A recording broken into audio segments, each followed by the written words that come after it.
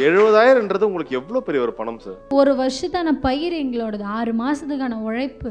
ஒரு நாள் தவறாத அந்த பயிரை வந்து நிலத்தை உழுதுலேருந்து விதையை நட்டு அதுக்கு உரம் உரிய வச்சு களை எடுத்து அதை வளர்த்து அதை கரெக்டான ஸ்டேஜில் அது பிஞ்சு வைக்கும் போது பூ விடும்போது அதுக்கு சரியான சத்து கொடுத்து அதை அறுவடை பண்ணுறதுக்கான 6 மாதத்தோட உழைப்பு எங்களோடது. 2 பயிர் 2 பட்டம்.